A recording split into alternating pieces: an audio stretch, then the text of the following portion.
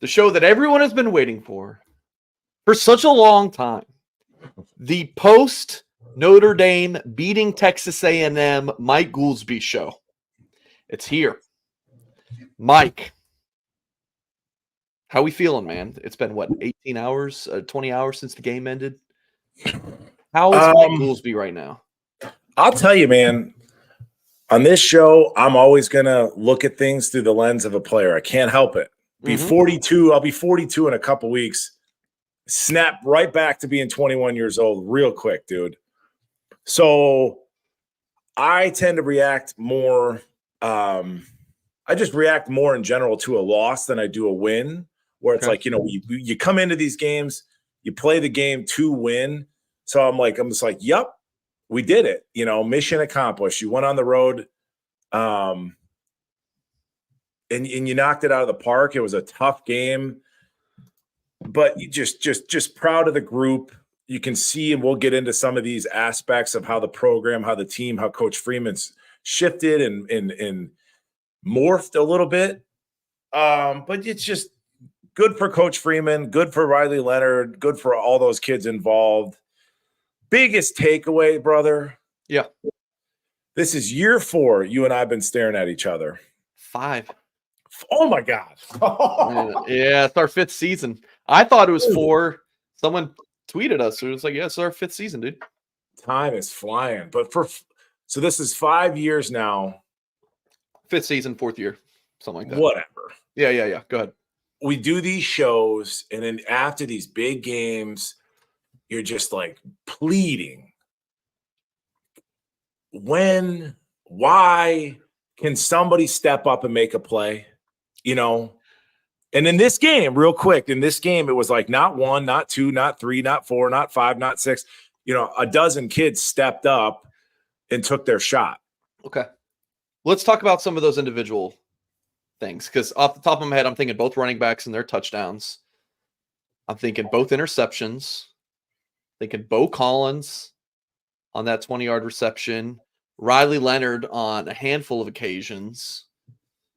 What else comes to mind for you?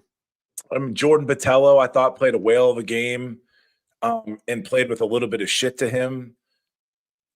I just love that kid. I just have the softest spot in my heart for that kid. I thought Jalen Sneed played well. And again, he's not a captain or whatever, but the juice that flows through that young man's veins, it's electric. Yeah. And it's an unconventional form of leadership, right? I mean, he was the first player on defense I felt that made a play, and it was like, okay, I've arrived. He's here, and kids feed off of that. I thought Drake Bowen played well. Yeah, he had a couple real physical plays in there. Still prefer KBA, but again, just in terms of injecting a little bit of life into the defense. Obviously the interceptions. We talked about Bo Collins. I think that's pretty much it in terms of guys that rose to the occasion in a crazy atmosphere. I think Kyle Field delivered. And I've heard people chirping no. I mean, I think those fans in that stadium, it was everything that you thought it was going to be and then some. Yeah. I think people take it that okay, Notre Dame went in and won. Well, then the atmosphere must not have been that special. No, on the television, it seemed pretty wild, and Notre Dame definitely struggled with some pre-snap things, in large part due to it. But no, and Riley Leonard in the real quick, and God, is he not a likable kid? Holy smokes, man! You just fall in love with him. Ooh, but strong feelings for Riley Leonard. Strong feelings. Okay. Go ahead. We'll come back to that. But he said himself on the post-game interview with Holly Rowe on the field, he said himself, he's like, it took me 3 quarters to catch his breath. It just did. And I'm okay. That a boy. We always forget the kickers for good reason. Yep. But no, kicker 3 for 3. Great job. Punt returners, not so much, but that's another story for another day. Okay. So you correct me if I'm wrong. You're not the biggest fan of bringing in transfers. You want to develop the guys you have. So, you may not have been the biggest fan of Sam Hartman. We all love his luscious locks, but you may not have been a big fan of that move. And then you do it again. You maybe wanted to see Minchie or Angelic or whatever the case may be, but you get Leonard. Are you changing a little bit on that? Am I on the right track, Mike? Singer, shame on you. Again, this is for 5 years. We don't want to go back to Buckner, this Hartman conversation, all of this. I'm going to try not to mention Maris tonight if I can avoid it. The thing that I wanted from a quarterback that I thought Buckner could bring, that I believe Kenny Minchie can bring, hell, I believe CJ Carr can bring that element to the game, is in a big-time environment. I mean, the first quarter and a half of this game was madness, Singer. It's madness out there. So it's like stuff is going to break down. You can't hear the plays. Offensive lines, shaking in their boots. God love them. It's like you need a player against an SEC, NFL talented defense that can make something happen, put a team on their back athletically.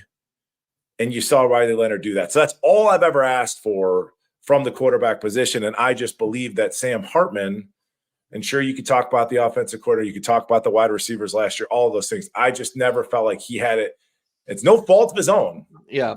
He just didn't have that kind of special magic up his sleeve in his DNA for games like this, is all. Yeah. And Riley Leonard showed us that he does. Riley Leonard, 18 of 30 for 158 yards, no touchdowns, no interceptions. Mainly kept the ball, from harm's way. There was the one to Jaden Thomas that was a little sketchy, but otherwise took care of the ball. And then 12 rushes for 63 yards. Those QB powers on the designed runs were pretty special. Yeah, and for all we could start with the quarterback, but for all of Riley Leonard's shortcomings, that like downfield accuracy, like all of it. So it's like, and this is why I love football so much. I mean, it's the ultimate team game. It's a summation of a bunch of different plays, and you end up with the result. And it's like, yes, he has stuff to work on, but again, that defensive line was dirty. Yeah. I mean, that was 4 NFL defensive linemen. You've got like 3 or 4 plays, like just a clean run through. Riley Leonard got hit, unblocked, 6'6", 290-pound defensive tackle. It's like getting in a car wreck, and he just dusts himself off and shakes it off. He wasn't in the spring, to get reps in Denbrock's offense. And we've always said it. I've always said it. He's an athlete playing quarterback. So there's still a lot of development in terms of that accuracy, all these things to come. Okay. Defensively, Mike, is this group better than you thought? Oh, that's a good way of framing it. They were. It was special. I mean, the A&M touchdown drive, really aided by penalties, and they didn't even complete a pass on that drive. But really, other than that, I mean, it was lights out. A couple thoughts. I mean, shoot, we can make this show 20 minutes if we want to. We're jumping right into the meat of things, but was not impressed with the defensive line front for traditional pass rush. I tweeted about this. Dude, I tweeted my ass off in that game, by the way. Tweeted my ass off. Mike, I loved the pregame thoughts, the halftime thoughts. I loved it. Well, I'm throwing stuff against the wall and see what sticks. And you always there's 600 and something people that are signed up for the free Patreon. It's like, how do I try to bait these people to, give it a shot? But happy to do it. It's fun. But I was disappointed in the front 4 pass rush. Riley Mills, I'm disappointed in terms of like the baby Huey. He's just a big, strong dude. He comes off the ball. And like he has no hand play as far as a pass rusher. Like you watch Howard Cross on his sack, a very timely sack. Perfect move set up, kind of a cross chop thing, active hands. There's still a lot of work to be done there. And could you just imagine, Singer, if our front 4 could get home with those athletes on the back end? I mean, Al Golden would be bored. But Al Golden would be bored. Al Golden loves to send extra blitzers all the time. Outside of that, the strength of the defense is a secondary. It's wild. Yeah. It's insane. Mm-hmm. And then I just thought that we rotated way too much, way too early. Like, I understand it's hot, all of these things, but I mean, we're playing backups in the front seven on the first drive. It's like, brother. And then you could see, the movement when you've got and Heinisch played his balls off, but you can just see the movements. Like, put our All-American, our fifth year, put our, Bruce Relevance Freaklet, get those guys out there in these key moments. But I felt like we kind of found our way, halfway through the second quarter as far as how we're going to rotate. So, guys, for a lot of these shows, we have our little outlines and have a specific topic list we're going to discuss. Not this one. A lot of them. Not this one. So we're going, if you guys drop super chats, we'll discuss those. If I see anything interesting in the chat, I'll pop those up on the screen. But otherwise, I got some tweets queued up, Mike. So we are going to just kind of have some fun. So this was okay. Oh boy. All right. Actually, did you see Anthony Knapp's PFF? Look at this. 36 pass block snaps, 1 pressure allowed. Do you believe that Anthony Knapp only allowed 1 pressure? That, to me, that doesn't sound right. Knapp played his balls off and he played well, especially given the context. But do you really want to give 1 pressure? Because I know we're about to see the one, if that's the one. But there were. I'm not going to say that he. Let's just spend some time talking about Knapp, right? Hot topic. This is 2 years in a row under Coach Rudolph where you've seen them bring extra pressure from the left side. And then I don't pretend to be an O-line guru. I would, bow down to Tim in regard to that. I'm going to be doing the all 22 breakdown tonight on Patreon. But like, there's a lot of times where you just assume that the offensive line is going to block things inside out.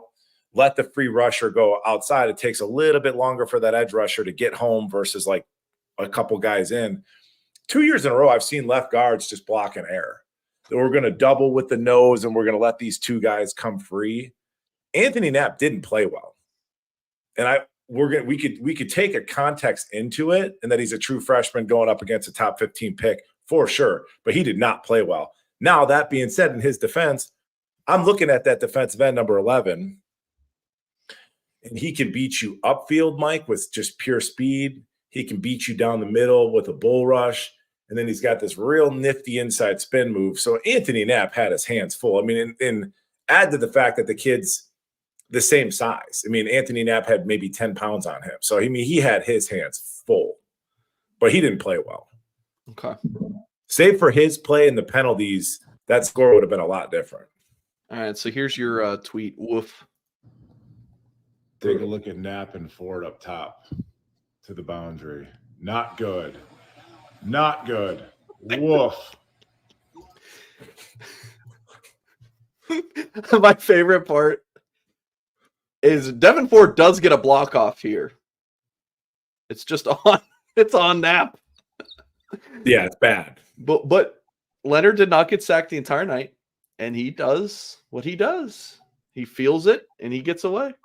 Yeah, so I mean, the whole first half, the poor guy, Riley Leonard, I mean, he's running for his life. I mean, he's getting pressure. There are there are maroon jerseys in his lap before the wide receivers are even halfway through their route. I mean, he didn't have even a full second on a number of clips, and I can't wait to break it down. So it was, I mean, you couldn't. Oh, and then you're reading tweets, Denbrock's offense, it leaves a lot to be desired, blah, blah. Okay, here we go. It's like, buddy, what are you going to call when you can't block anybody? Thank you. What are you going to call when you can't block anybody? Add to the fact you can't hear shit and you can't block anybody. I mean, you're just trying to, like, survive. You're just trying to get through the round. You're just trying to – your ears are ringing. You got your bell rung. You're out on your feet. You're just trying to get through the round. And we did it. Yeah, I have used this before. And I apologize if this offends anyone, but I'm like, you could put Jesus Christ out there as the offensive coordinator. I don't know what like, if you can't block anyone, or you can't throw the ball downfield if no one's open, right? There's just some things in football that a coach cannot do. I mean, he can't make things happen. You can set his players up for success, but sometimes it's just not happening. Your players are not having success. You can't do anything about it. And it's like, so remember last year, well, nobody's open, right? Remember the receivers last year, nobody's open because nobody gets to see the all-22 film. The TV copy doesn't TV tell copy's the worst. Yeah. It doesn't tell the whole story most times. And I'm just telling you, like watching the TV copy getting into the all-22, I mean, you've still got a receiver that's 7 yards downfield. He's not even at the top of his route yet, and Riley Leonard's already having to vacate the pocket. So, but I thought the right side, I thought Emil Wagner played really, really well. I thought Trouth played well. Craig had a couple like wonky snaps, but yeah, the left side of the line, they'll get better. But no, Anthony Knapp did not play well. Okay. But I will take the context into the equation. But no, he did not play well. If Anthony Knapp, let's just say if you had Jagasaw, this is strictly hypothetical, Singer. If you had a Jagasaw and you cut the penalties in half, you might have scored another 7-10 points. Okay. What'd you think about the receivers? I mean, we didn't get to see much of them, but it comes down to, like you said, I mean, Bo Collins makes the offensive kind of play of the game. I haven't just think about the receivers. The starters, Jaden Harrison started. Yeah. And I saw a little bit of your show with Hyde, and I'm telling you, Faison was to the field to start the game. He really was. And they started Harrison in the slot.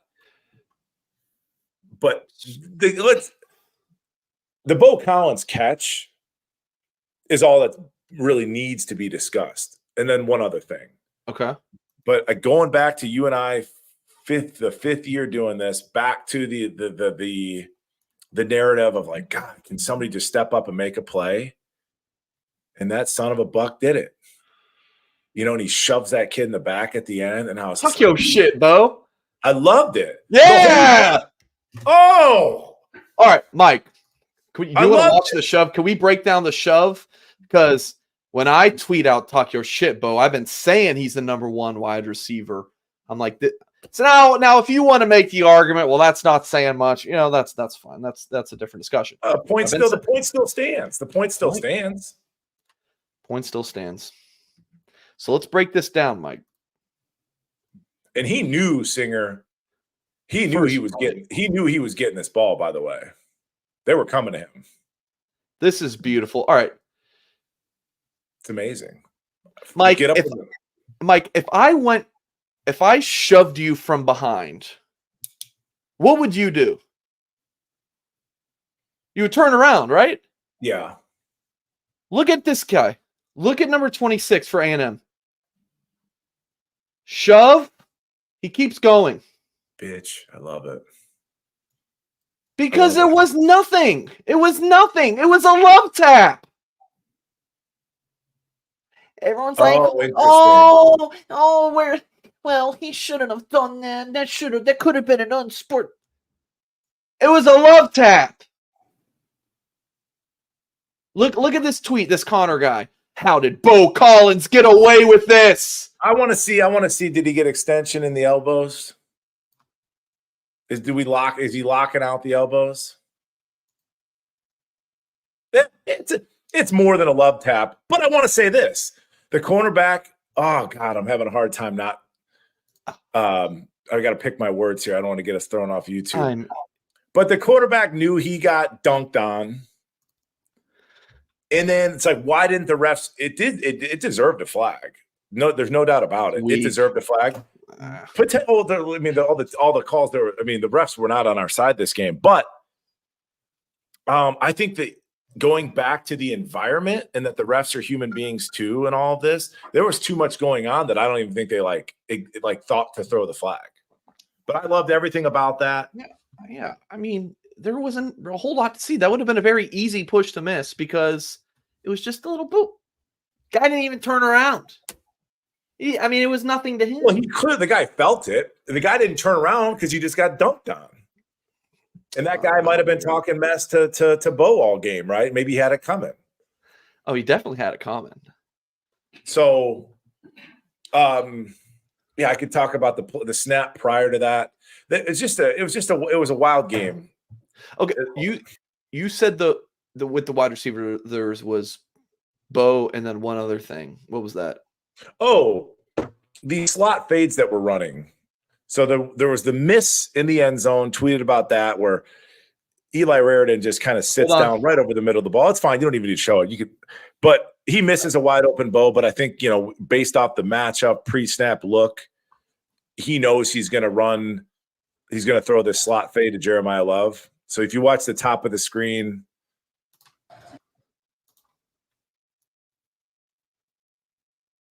he knows he's throwing the ball here. Yeah, he's got man. But Raridan is, and Riley has time on this play for once. It's unbelievable. But however, they're running these slot fades, and then we missed one earlier in the game to phase on the same route. Okay. Early in the game, Riley's throwing it kind of to the sideline. So I don't know what Mike Brown's teaching them but that's something that could get cleaned up because both of those, whether it was that touchdown to Jeremiah on the miss to Eli's wide open, or was the earlier same route slot fade, it's like they're looking over their inside shoulder as opposed to bending that route to the sideline, which is where Riley's putting the ball. But then that goes back to like when you're going to break down Riley Leonard's performance. No spring, not a lot of time to gel with these guys. So it's like he'll continue to build. But and then that quarterback power, I was thinking kind of like near the end of the game, I'm like, oh, well, that quarterback power in this game is what Mitch Evans on third down was for us all last year. It was just like the go-to. It's like, here it comes. How about the 4th and 1? So that's the evolution of Freeman as a coach. We picked up the 1. And he goes back to the same play, same formation, same personnel. Does he get it? Doesn't he get it? But I can tell you this.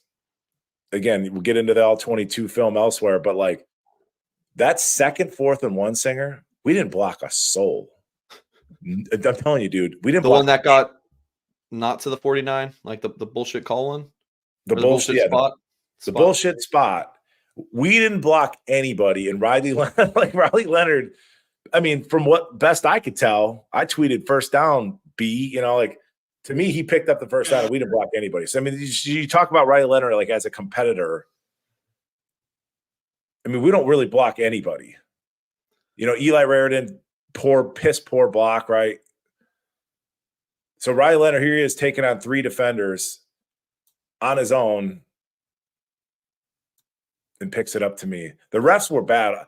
Tim doesn't like to talk refs. I don't like to talk refs, but this game, it was rough. Yeah. And can I say this? As somebody that won one of these games, damn near single-handedly, I kid. But I won one of these games on the road and versus an SEC team. And the same thing. It was like the refs started to inject themselves into the game in the third quarter. And that's like, okay, fellas. Do you need to put on the hat? I'm sorry? Do you need to put on your hat? Oh, I had one conspiracy theory leading up to the game that I was going to tweet about, but I'm glad I didn't in hindsight. But I can go there with you if I want. But don't clip this. It doesn't get old. And it's so bad too. It's like so bad, which makes it even better. It's like a second grade. It's like a second grader made it. But I'm sitting there going, because I'm driving myself nuts leading up to the game. Driving myself nuts. Like I'm like a racehorse. Like I'm sweating. And I'm looking at the roster. I'm just trying to stay busy. I'm like, Tyler Buckner wears number 26. Chris Salerno, our holder, same number. And then I'm like, this is why the tinfoil hat exists, Mike. And I'm like, so all during fall camp, Chris Salerno, who's like a backup kicker, has been our holder on PATs and kicks. And I'm like, could that be just Navy SEAL level gamesmanship where Chris Salerno is a plant during fall camp, but actually Buckner is going to be the holder because they wear the same number. That's how anxious I was leading up to this games. But inevitably it was Salerno, it wasn't Buckner. But it makes as much sense. They could pull that out at any time. They could. And you wouldn't even see it coming. You wouldn't even see it coming. You can say no, and we can move on. I personally, Mike, I want to know your Saturday, what you did, start to finish. I would really love to know. We'll do the start, but I'm not going to get into the finish.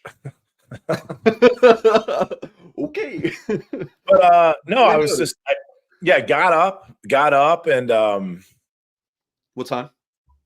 Oh, I don't know, 8:30, something like that. And then it's just kind of, I think, went to the gym. And then I was just pacing around the house, and I was like, I'm gonna go mow the lawn again. And I've got like several acres. So then I went because I was like, I just need to get out of the house. And I could tell I was making the dogs anxious. And then I went and mowed, and then I went and lifted a little bit in the barn again. And then cracked a beer, and then just started tweeting.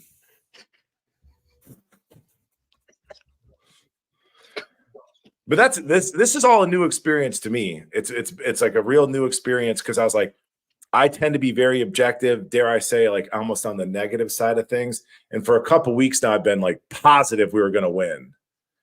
I was positive we were going to win. So then it made me more anxious, if that makes sense. So you said 28-10 or 24-10, whatever you ended up going with. Did you feel like the game kind of went how you thought, or were you like me? Were you clenched on the rear end for a while? No, because really? Even in that like late first quarter, or it was like, dude, Notre Dame's getting dominated on both sides of the line. No, because there was too many easy fixes, Singer. Like in terms of like the defensive line rotation, like knock it off. You got an All-American, you got Riley Mills, who's, a rhinoceros playing 3 technique. It's like, knock it off. Stop trying to be cute. And you had Riley, I personally believe, and there's somebody that's, for years and years, the only traits that we talk about with our quarterbacks are intangibles. They're calm under pressure. They're a leader in the room or whatever. And it's like, so this is an intangible, but I believe in Riley Leonard's level of compete. I believe in the fire in his belly.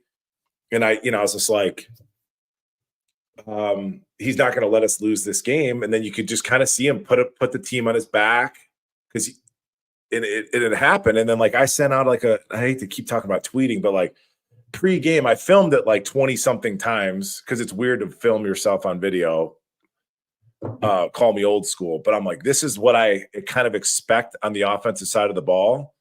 And damn near everything I kind of was looking for happened. You saw a contested catch, a competitive catch in a Bo Collins. You saw home run running plays. You saw some spontaneity from Riley Leonard with his legs. And it's like, okay, you got out of there with a win.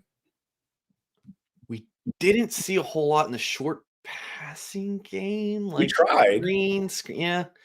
Folks, that was a great defense, Singer. That's a great defense, and it's a great head coach / defensive signal caller in Mike Elko. Best they'll play all year, at least in the regular season, I would assume.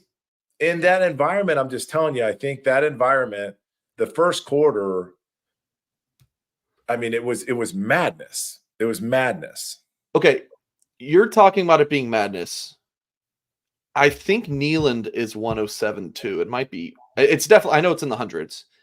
What is that like? Like, what is playing in that atmosphere like? Now, obviously, you're playing on defense, so it might not be as loud as when it's on offense out there. But you're obviously in the stadium when it's on offense. What is playing in that like? The best. It's the best, and you could be Elon Musk. You could be the richest person that's ever lived. You could be a Rockefeller, and you can't buy that experience, right?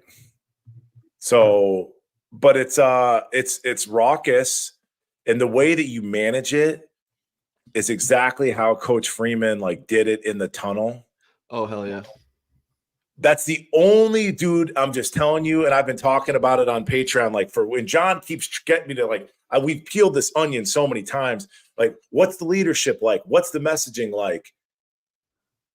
And I'm sitting there going going into an environment like this, Singer, you have to convince yourself that you hate these guys. And you almost hit the field angry. because your back, I mean, it's a bar fight against 4 dudes. Like my back is against the wall. I have to fight my way out of this. And it's like you have to convince yourself kind of leading up through that week that I hate these people. And then you take the field angry. That is not something that, like what you're just saying, like these kids are not really taught to do that a whole lot, right? No, just in society to go out and hate the other team. But, well, you nailed it. So this is interesting. So that Singer, that's so spot on. That was my reaction to watching Coach Freeman, trying to get his guys geeked up. And this is Freeman taking a risk here, right? This is very unconventional for like a Notre Dame coach and all this. And then I thought the team's reaction or lack thereof, I thought that was interesting. So I want to see how that evolves down the road because they were unsure. They're like, Dad, are you okay? You know what I mean? So no, I agree with you. All right, we got a comment. And then the only other thing about that, like that, I've said this story a half a dozen times. There's DC. Love that kid. DC knows. DC knows. Hang on, DC. Let me get back to you. A lot going on.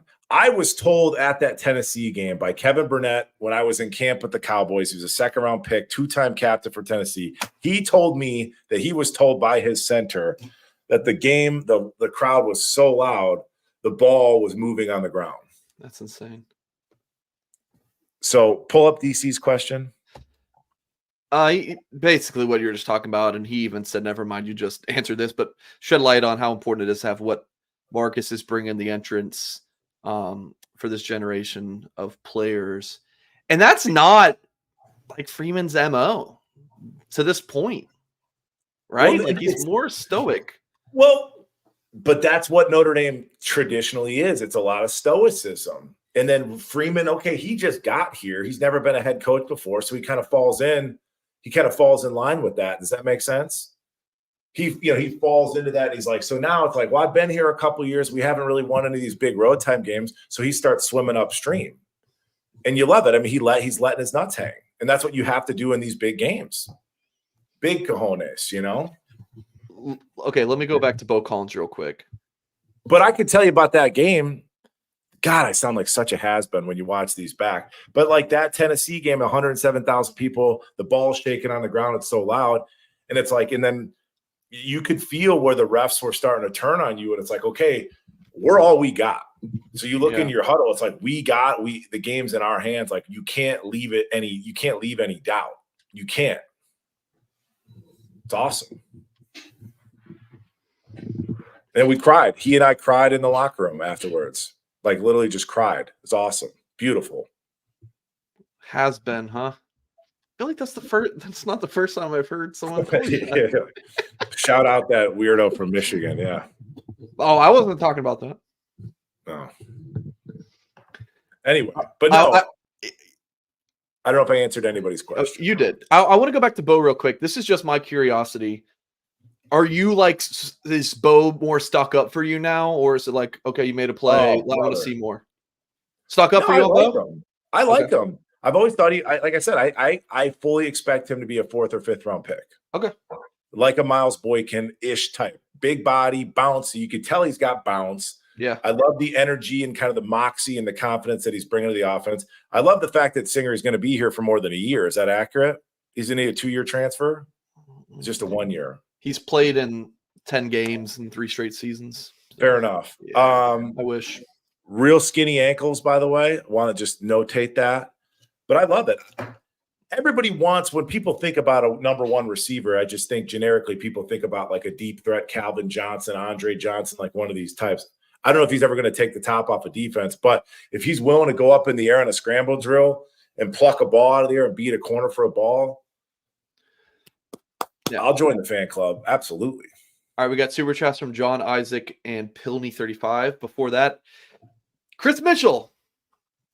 Okay, so this article is at blueandgold.com. It's Notre Dame at Texas A&M snap counts, participation chart. This is the offense. Bo Collins, 59 at receiver, so he played the most. Greathouse, 48. Chris Mitchell, 32.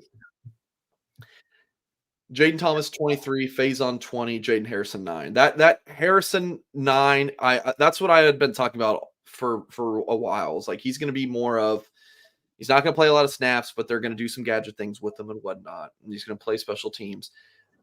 You had said that you were like, Faison was above Mitchell on the depth chart. I was like, Goolsby, it's just alphabetical. But it still may have been. But Faison got more snaps than Mitchell. Mitchell didn't play until like the third drive or something. Hey, Singer. Yes. Faison got hurt halfway through the second quarter, by the way, and still played more snaps. I was getting there. The only reason Mitchell played more snaps is because Faison got hurt. So bring it back to Mitchell. The little comeback 12-yard catch was cute, but I'm a little bit disappointed that that's all we saw from Chris Mitchell. But he is, if we do have one of the 4, 5, 6 receivers that are going to play Singer, he is one of 1.5, 2. It's he and Faison that are going to be a deep threat. Take the top off, as we've heard our whole lives in this game. I mean, unless Leonard's going to throw that pass from his back, there's no time. There's no time for him to get over the top. Yeah, but he's not a one-trick pony. You would hope they get, Yeah. Oh, yes, he is. Okay. Yes, he is. And that's why I'm telling you, in terms of just talent, that's why Faison is like, oh, he's the slot. And it's like, no, you can do anything with Faison because he has like the will, the grit, and he's got like just special talent. Yeah, that's when we threw a slot fade to Faison, like that was probably the deepest shot of the game, ball in the air. That's who we're looking for, just because he's got it, whatever it is. I think Mitchell is going to shine more against the lower level teams. I think perfect. That's perfect. That's exactly perfect. Yeah. I hope it gets him drafted. John says mentality shift for the team. Freeman at the tunnel, Schuler, Gray, Sneed playing a swagger, barking after plays. Notre Dame's been missing this for years. Shout out to Notre Dame's 2023 recruiting class all over the field. I mean, Schuler, Gray, Sneed, these are some of Marcus Freeman's first recruits, right? Like all those guys committed to Notre Dame when Freeman was just a DC. Yeah. This was before Brian Kelly even left. Schuler, New Jersey 3-star guy, committed to Notre Dame over Penn State and like Maryland. I think Notre Dame, Penn State, Maryland was his top 3. What does he do before he ends up signing with the Irish? Picks up Ohio State, Georgia. Christian Gray, freak show. Picked Notre Dame over LSU and USC, and Jalen Sneed, Notre Dame over Oregon, if my memory calls me correctly. So these are 3 big-time recruits. Yeah. Any thoughts on John's comment here? I think it's kind of to be determined, but the early outlook, it does seem like a mentality shift. And then there's a lot here, but like a Brian Kelly, every game was the same, whether it was Western Kentucky or whether it's playing A&M in front of 100,000. It was like a business-like approach. Focus on the execution, blah, blah, blah, blah, blah. And it's like, well, the thing, like the oversight there is in these big games, there's going to be more mistakes just because of it's college football. And it's part of what we love about it. These are kids out there playing a game. So like what carries you through is that effort, that grit, etc., that fight. And I'm genuinely impressed that Freeman figured it out. And mentality shift, going into halftime 6 up, and we start going for it on 4th and 1. And it's just like, God bless them, man. Did they go for it 3 times? There was 2 that I counted. I mean, those 2 was back-to-back 4th downs on the same drive. I love it. Let me just look that up real quick. Yeah, 1 for 2. So, and like I said, there's a lot of Bo Collins shoves a kid in the back just based off of just pure, just whatever adrenaline was going through that kid's body, it just happened, right? That wasn't like premeditated. It just like he was so geeked up that it just happened. And it's like these kids can all go be Boy Scouts Monday through Friday, And when Saturday comes, it's okay to let your hair down. I mean, we've been begging for it on this show, you know. Folks, please hit the thumbs up on this video if you have not done so yet. Subscribe to our YouTube channel here at Blue and Gold. Thank you guys for being a part of tonight's show, whether you're watching live or watching back. Philosophia Podcast, appreciate you guys as well. Sorry, podcast audience, I did not post the post-game show with Tim. If you want to listen to that, sorry, you can't. You got to go watch on YouTube. I dropped the ball. My bad. We haven't said this in a while, but you'd rather tame a lion than, like try to pump up a sheep or whatever. That's kind of like calm down. You know what I'm saying? That's kind of, you would rather have to say, hey, Bo, don't push a guy versus, hey guys, let's get excited for this game. Like let's get fired up, No, and Bo Collins knows better, but it just came out of him. But that's passion. I love it. Talk your shit, Bo. That's even if on a shirt. Even if they did throw the flag, it's like I'm still the catch is a standalone thing, and I'd still support it even if you did get the flag. I get it. I totally get it. And it was just that type. It was that type of a game. He knew he was getting the ball, and I mean, good God, when they go like that's what something I asked for like pre-game. It's like, how many times do you see Tobias Merriweather like, oh, the ball's supposed to be here and it was here, and he would just not try. And like, meanwhile, our quarterbacks are running for their lives or this or that. It's like, help a brother out. Yeah. So it was great, man. It was a ton of fun. And you asked about like, was I stressed watching it? And it's like, well, you kind of knew it was going to be a close game. It is so fun to like rewatch a game, knowing the outcome, because you're like, oh, this isn't that bad. When you watch it back and you know that you won, you're like, oh, okay, we're cruising. We're right where we got them right where we want them. And we're setting this up. It's a completely different experience watching it back a second time. Isaac Myers, appreciate the $10 super chat. He says, I think Schuler represents the new type of athletes Freeman is recruiting. Love the speed and aggressiveness. There's an SEC-esque dog mentality on that defense. Yeah, when I read the super chat, Isaac, I'm thinking of that Christian Gray sitting in the flats. I'm guessing it was like a cover 2, and he's just waiting for that crosser and just lays them out. Love it. How about Christian Gray on their last play of the game? Coach Golden's playing cover 0. Stones. I love it. And putting these you're up 10, but still, yeah. Putting these kids on an island, and he, steps up and make a play. And then you can do those things when you have these dog type mentalities and longer athletes and whatever. Yeah. I mean, if this is a new day in terms of Notre Dame's, Singer, that's part of how we built this little brand, was talking about stuff like this, dangling the carrot to some of these kids academically. Yep. And just how do you get these kids to step outside of yourself in a big game and just let your ability take over, and then when you add in a little bit of extra ability, it's the sky's the limit. $20 super chat from Pilney. Really appreciate it, my friend. Said Notre Dame played like it was the better team and expected to win. Coach Marcus Freeman was juiced and motivated, and that trickled throughout the team. Competent and experienced coaches underneath him mattered. Go Irish. Yeah, it's nice to be on one of these shows talking about the coaches and doing well. I mean, Goolsby, I know you saw that tweet I liked. I don't know why my mind just went here, where one of the fan Twitter accounts put out, at what point do we I'm like, listen, I love Stevie. I love peanut butter and jelly, but I was like, bro, delete this tweet. Like, what are you talking about? Riley played his ass off. Yeah, you talked about it earlier. The offense wasn't pretty, but I mean, do you win this game with Jared Parker? I don't know. I would guess not. And I like Parker, but I think Denbrock gave the Irish a boost.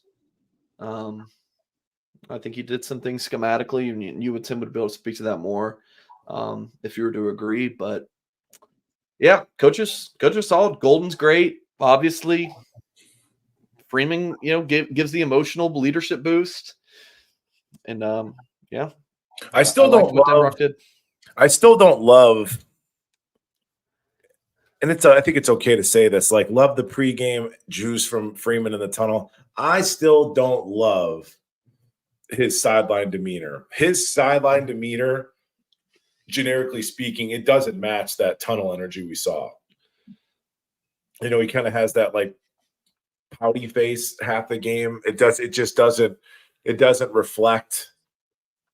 I can't quite put my finger on it, but that's like, it's been a couple years where it's just like, he always seems like kind of annoyed or whatever on the sidelines. It is what it is. But I appreciate the super chat. But I just want to go back to maybe the tweet that you're talking about where it's like, why aren't we putting Angeli in? It's like, are we all watching the same game? Apparently not. I don't know. Leonard had no time, and I will not let you say that Anthony Knapp played well. He did not. I fully take the context in it. He knows he didn't play well. I mean, there was plays, dude, where he's getting put in a turnstile, and he's like walking back to the huddle like a dog that just peed on the floor. Like he knows he made a boo-boo. I really would love to know why PFF's. I feel like it was more than one pressure allow. Like I don't know how they determine what pressure is, but yeah. No, and the kid had his hand full. The kid had his hands full. But if you take away the penalties, and if Anthony Knapp plays against a lesser players in terms, I mean, that front four is monsters, dude. Monsters. Yeah. Knapp, take away that, and like, yeah, we might hang 28, 35 points on the board. Knapp should not be playing this year, and if he should be playing.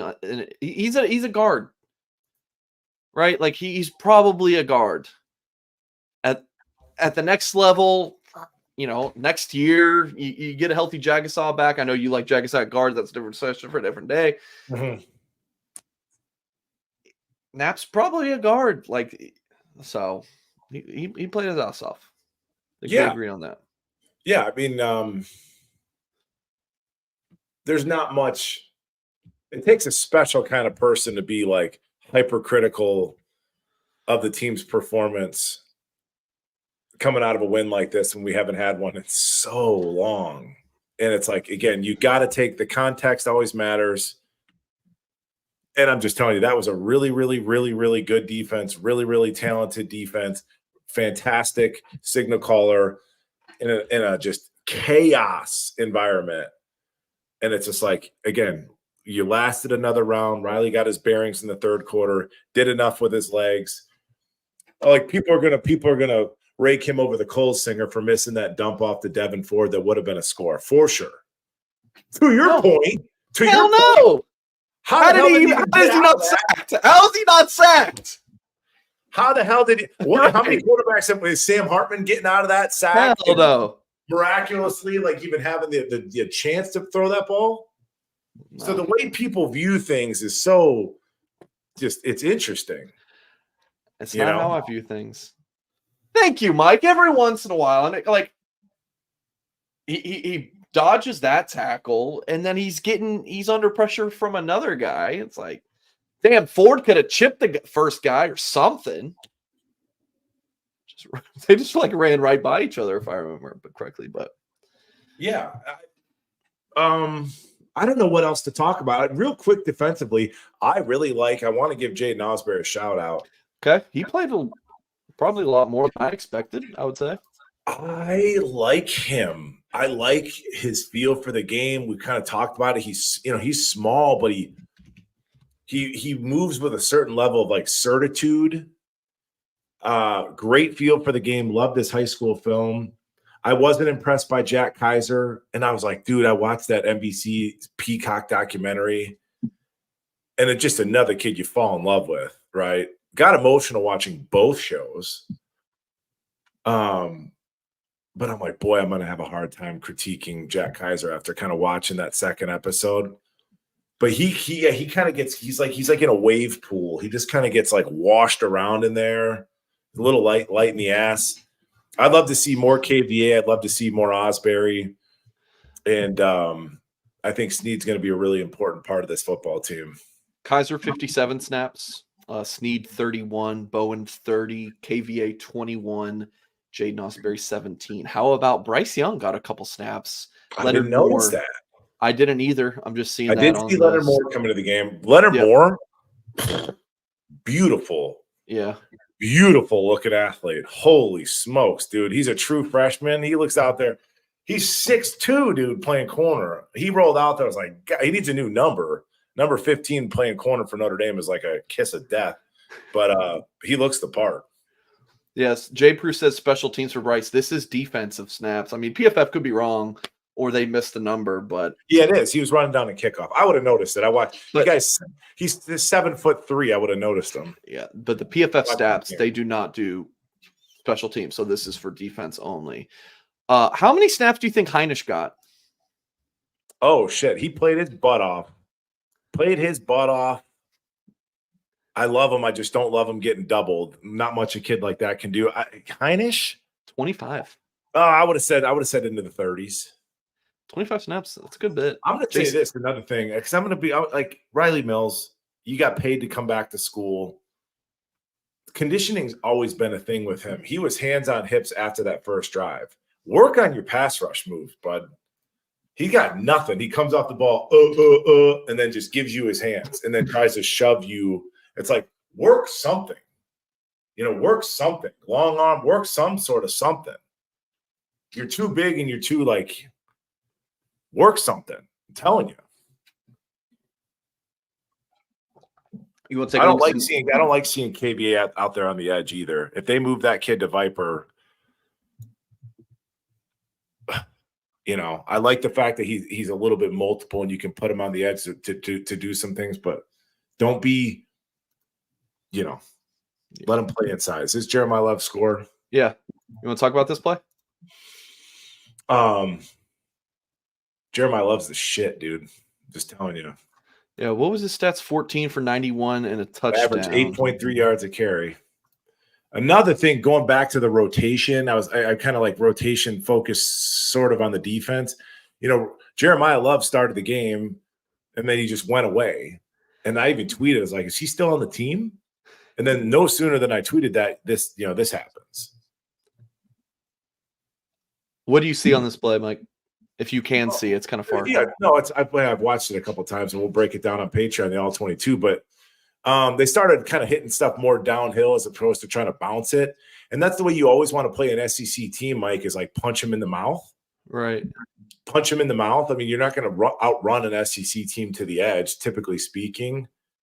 But nice patience, great, like little, kind of feet, keeps his feet alive. And that crease that he fit through, Mike, is small, 18 inches that he jumps through and then outruns everybody.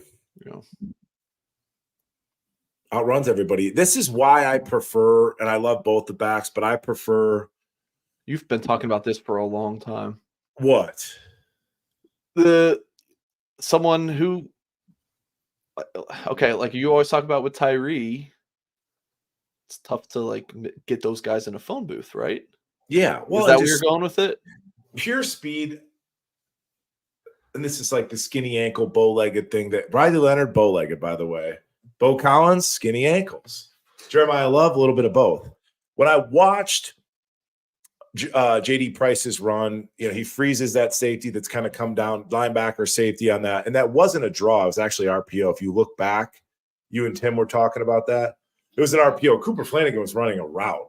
He's like, and he which play was this, Mike? JD Price's long run, the touchdown run. Okay. We'll go back and watch. 87's running a route. It's an RPO. It's not a draw. We'll talk about it on Patreon. Ding, ding, ding. But when I watch Price run and I watch Jeremiah Love run, Price is a heel striker. Like he runs like Audric, where every stride he's striking the ground with his heel. He's just not as pretty of a runner. He's not as fluid of a runner as a Love.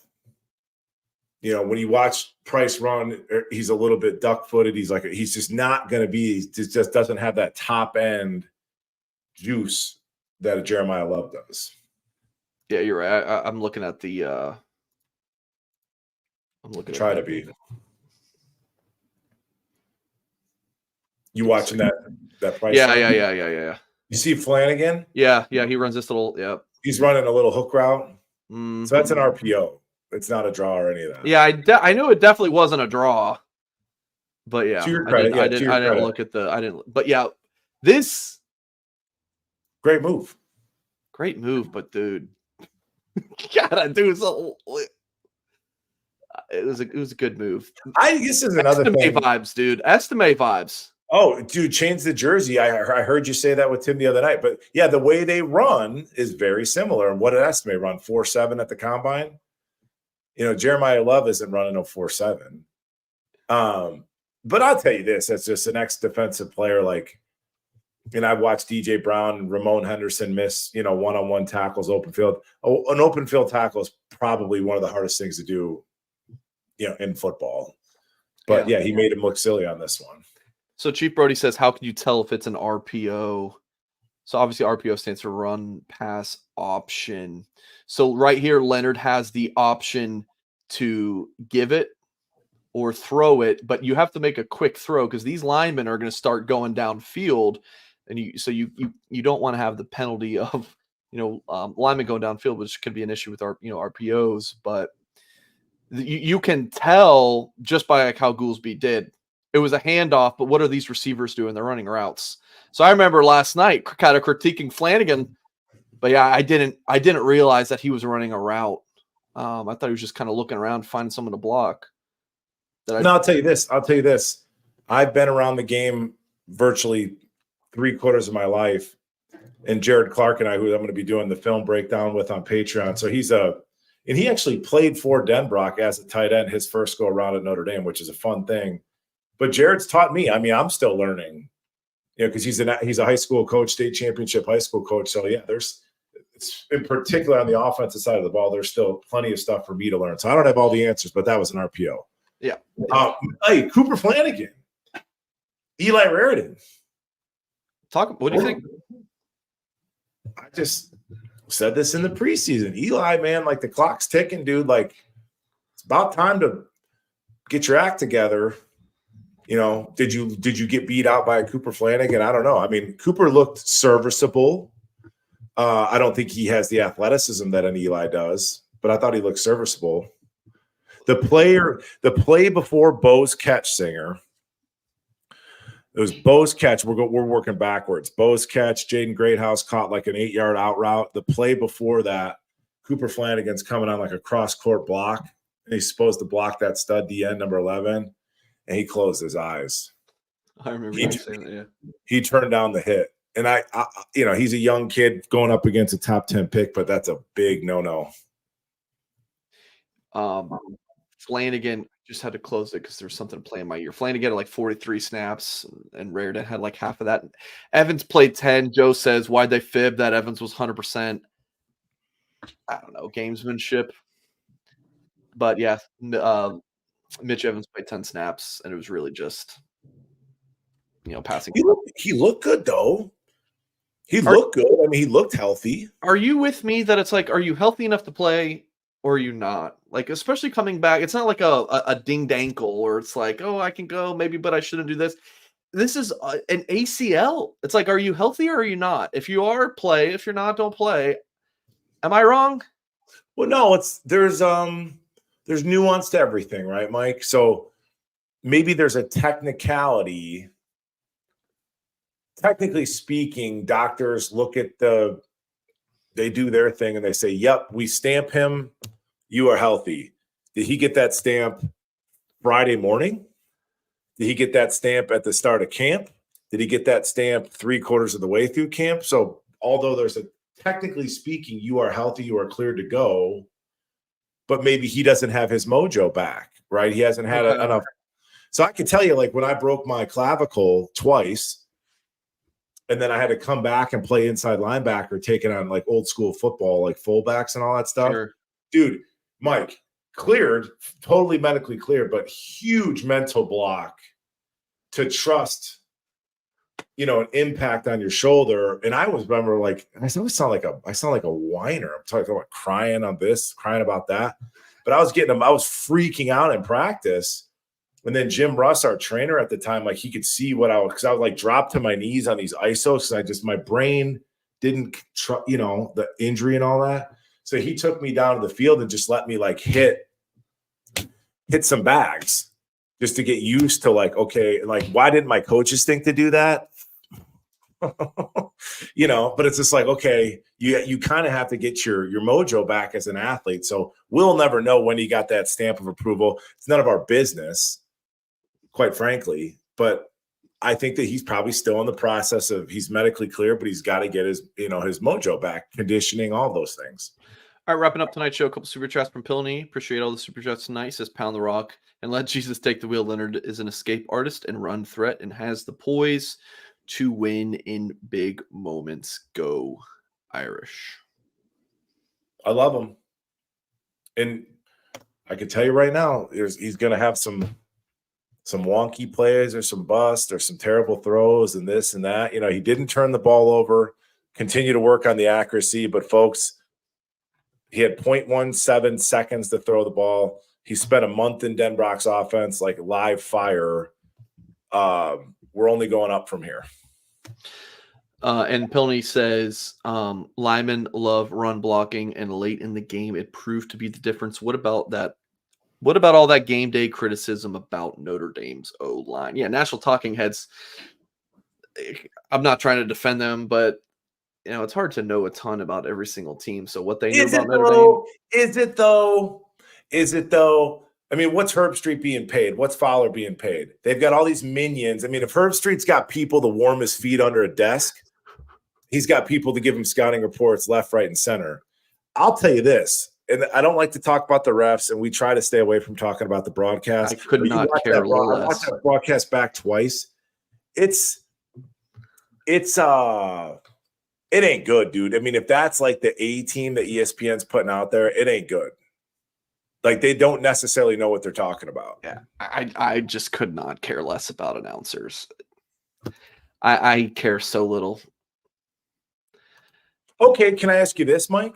You don't care, and I don't necessarily care, but it's palpable. Do you feel that, like, and you're not like a Notre Dame dyed-in-the-wool, like, Notre Dame fan, right?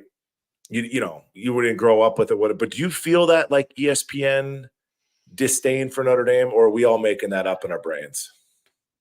Neither. Just don't even pay attention to it, dude. Whatever, dude. Whatever. I really don't. I just don't care. It just goes in one ear and out the other. Yeah. It's fine. Obviously, I've grown, right? We had someone on the message board just really hyping me up, and it felt great about my development of going from like this third party figure to me hopping on the live show last night and yelling about this win. But but my passion for Notre Dame has not influenced me to the point of caring about announcers. It's just never going to happen. Listen to my question. I'm going to circle it back. Okay. Do you feel, not that you care, I'm not saying you care, but do you feel like the anti-Notre Dame-ness during these big game broadcasts? Yes or no? Like, do you not feel that it's like pro SEC? You don't? Okay, fair enough. Moving on. Nutritionists. Give Landau and the nutritionists their flowers. Our guys went full force for 60 minutes. A&M were cramping and literally puking in their own stadium, their own weather. Amazing. I did see I heard about their quarterback puking. I don't know how I missed it watching the game a couple different times. What quarter was he puking? It was like a commercial, third maybe, fourth. It was like a commercial, like coming back from a commercial or something. And he's just ralphing on the sideline? I want to say it was on the field. It's like maybe during a TV timeout. I hope Mark with glasses gets a hold of that. That's Mark. Prime. Paging Mark with glasses. That is prime meme material. They're saying third quarter in the chat. I don't know how I missed it.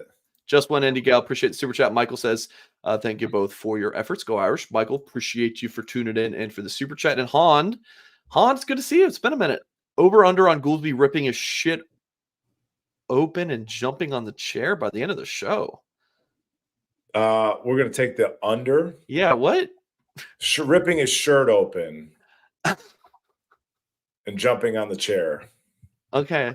You guys give me way too much credit. I'm not. I don't know which one. I don't know which one makes more sense. Shirt or shit. I will. Did you see me tagging you, Goolsby, during the game? No. You didn't see this? No. I was getting a lot of notifications. My bad, dude. No, I promise I didn't see that. This was two things. This was paraphrased. If you're going to take the Irish, take the money line. I don't see how Texas A&M scores. Yeah, you didn't say that they were going to score no points, but so I added in enough points win. You were smacked down on this. You just did not think A&M was going to have enough offense. I don't know why you listen to anybody else. I mean, we don't miss. I was right about Adon Schuler. I mean, there's a lot of things that we're right about over here. But last thing you were asking me about, like, how did I feel watching the game live? Yeah. And then you bring that, because I did say I don't know how they score points. I do remember the way that they went down the field on the first drive and kicked the field goal. And I was like, I didn't see that coming. Yeah. But then I go back to all of the rotation. We played, Bowen, Sneed, Osborne. I mean, we played like 10 dudes in our front five on the first drive. And then we kind of stopped doing that and then stopped the bleeding. Do you think part of that's just to like get guys in there to get them acclimated to the game, like get a sweat going? Like, I think it's a little bit of you mentioned the NIL thing. I don't know if that's a thing that early, like, oh, we got to play Osborne because he might transfer to Texas Tech or something. I don't think that's the case. I think they go, these coaches, I think they get so into their little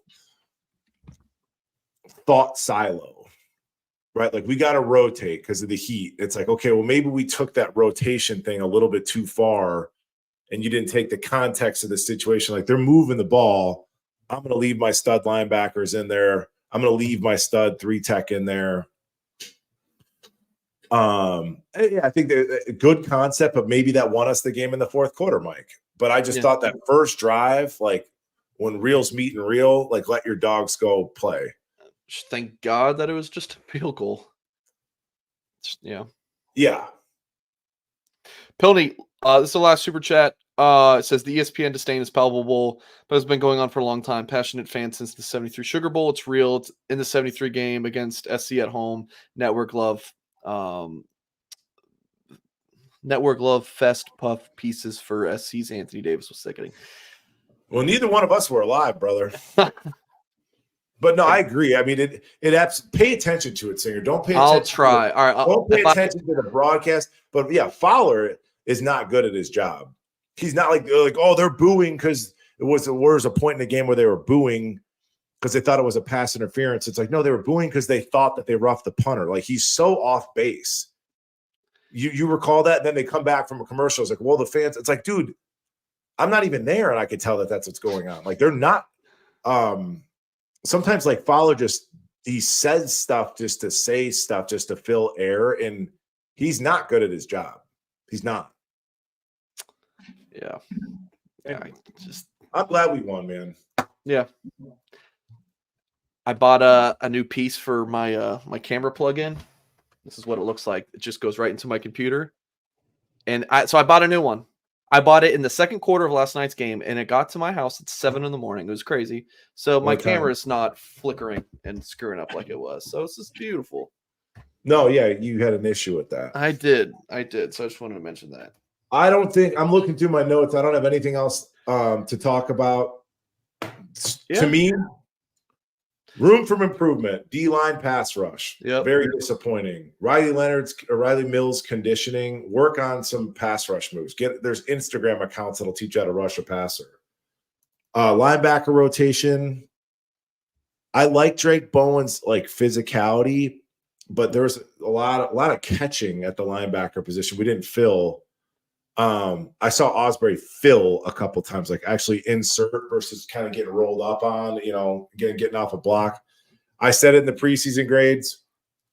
To me, corner was the best position on defense after week 1. That's true. Ding, ding, ding, right again. Love the secondary. And then offense, lots to work on. But you got 2 horses in the backfield. Yep. Mitch Evans is still on the way back. And then once the kid Leonard gets time to throw, we'll see the receivers. Yeah. We'll see what we got at the receiver position. But yeah, this is a tough game offensively. Folks, please hit that thumbs up on this video if you have not done so yet, and subscribe to our YouTube channel if you are new.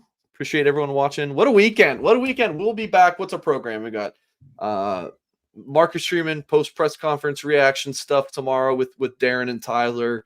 I'll be live with Tim Tuesday night. Jack and Tyler will be live Wednesday night. I'll be live Thursday morning with Kyle. And we'll got our Friday predictions video with Tim. Saturday post game show. Next Sunday we'll talk about a beatdown of Northern Illinois with Goolsby. It'll be fun. I'm plugging one thing. Tomorrow night on Patreon we're going live. Oh, so a live chat feature. So you're not dropping X amount of dollars for a super chat, wide open chat.